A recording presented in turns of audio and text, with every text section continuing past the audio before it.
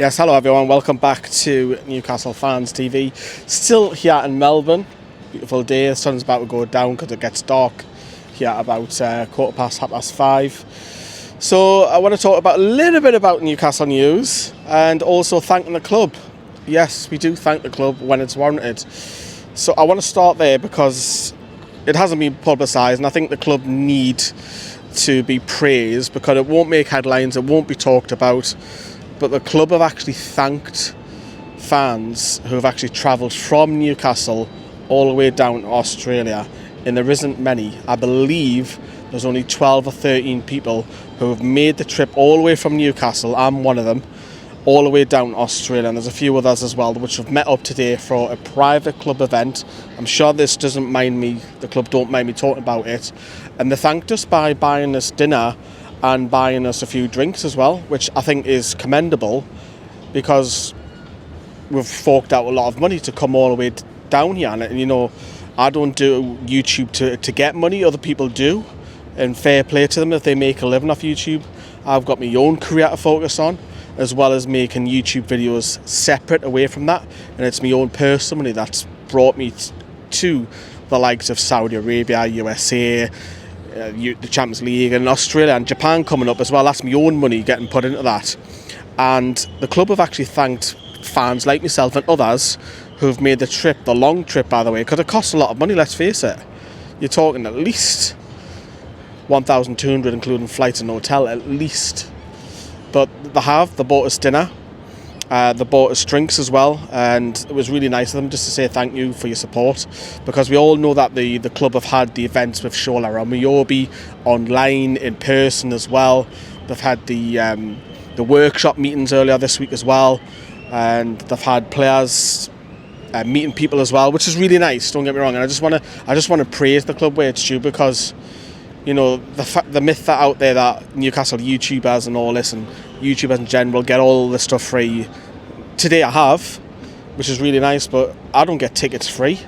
I've got a high loyalty point because I've been going through the years and seeing the Burnley games on a Monday night and what have you. You know, it's a lot of money, it's a lot of hard graft, because this is a working holiday for me. I'm enjoying my time out here, but I'm also making a lot of videos, which takes sometimes 2 to 3 hours to make. So from the club's perspective, I just want to say thank you to the club for doing that, because they didn't have to. You know, there are other fans there as well who know who they are, also appreciate that as well. So I just want to say thank you, because I think it was merited.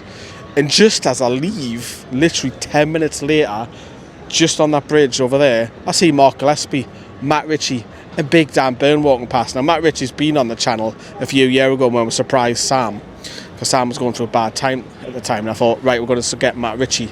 I bumped it down. I had to get a photo of Dan Byrne. I've never had a photo of Dan Byrne, and obviously he was running, celebrating the other day with Mark Gillespie, his pal, and obviously I had to go, Dan, can I get a photo? Got a photo with him, and then I told him that his old school teacher is out here as well, which he's aware of as well. So that was a nice moment. So thank you very much to Dan Byrne for that. And then I've decided just to go on the Sky Deck Tower. It was just spontaneous. I thought, fuck it, why not? So I went all the way up to the top of the air. There'll be a separate video on that, so stay tuned for that. But back on matters in hand, away from Melbourne. Two things, and these are just speculation. I'm not a big this long term. I'm not a big thing of bullshit rumours and what have you. I'm not. We only seen it last week that Aaron Ramsdale was linked, and the player come out and quote tweeted people and made them look a bit silly when he said, first I've heard of it. Look, I'm not going to name names, but you can probably tell who the journalists who they were.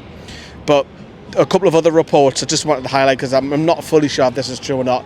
But Dan Ashworth, still technically Newcastle's pay grade effectively, is alleged to have sent an email and mistakenly sent it also to his NUFC email by mistake for the incoming chief executive of Manchester United, saying, I'll take the job, I want the Manchester United job, back in February. And whether it's true or not, look, I didn't know, but it's a case of it's sly. I just think if it is true, it just stinks of slyness from him. It just stinks of slyness from Dan Ashworth from him, because I think it's a case of, where's the loyalty? He's been at Newcastle probably, 18 months, and now all of a sudden he wants to jump ship, and I get it, the low have Man United. Commercially, they're massive. But let's not kill the facts or anything. Manchester United finished below Newcastle this season. Manchester United are, yes, commercially, as I say, massive, huge, global, gigantic, but they're not the team that they used to be, and it's a big ask. I know they changed a lot of their backroom staff. They probably changed the manager. I think they should change the manager for their own set of fans. Personally, I'd like to keep Ten Hag in a job because I think he's doing wonderful. Wink, wink. However, let me know how you feel about that. Dougie Freeman is alleged, and the reason why I will come to the point what I'm trying to make at the minute. Dougie Freeman is alleged that he's turned down the job. Obviously, I remember him being a striker for Scotland and Crystal Palace back in the day. That shows my age. And he's alleged that he's turned down Newcastle's role because he's going to stay at Palace. Now, whether he comes, whether he doesn't, or whatever happens with Dan Ashworth, I think it needs to get resolved pretty quick, because at this time of year, Newcastle will have a list. Eddie Howe will want to bring in his players, and they want to start hitting agents and clubs and players and what have you, and vice versa, going out the door as well. It's not just income, and we've got to remember that.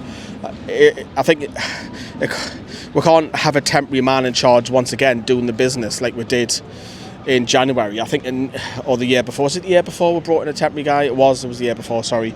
We don't want someone like Darren Eales handling it, because Darren Eales is, he's great at what he does, but we don't want Darren Eales dealing with transfers. That's not his speciality. So for me, that needs to be appointed sooner rather than later, but it also has to be done correctly as well. We don't just want a guy who doesn't know what he's doing. Let's face it. We'll see on that as well, but there you go. I just had thought I have my 50 pence piece, because I am keeping an eye on the news as I'm enjoying myself out here in Melbourne. So don't worry, I am keeping one eye on what's happening back here. Obviously, it has been a lot of me this week as well. But there's the update for you today. My time at Melbourne is starting to come to an end. I have thoroughly enjoyed it. I will be doing a whole recap of my time in Melbourne. I did it in Saudi, which went down well. I'm going to do it here in Melbourne. This is the honest truth of the city, the good and the bad as well, so stay tuned for that. Largely good. There's a little hint for you. But that's it from me, everybody. Watch what is a Dean. We'll see you very, very soon.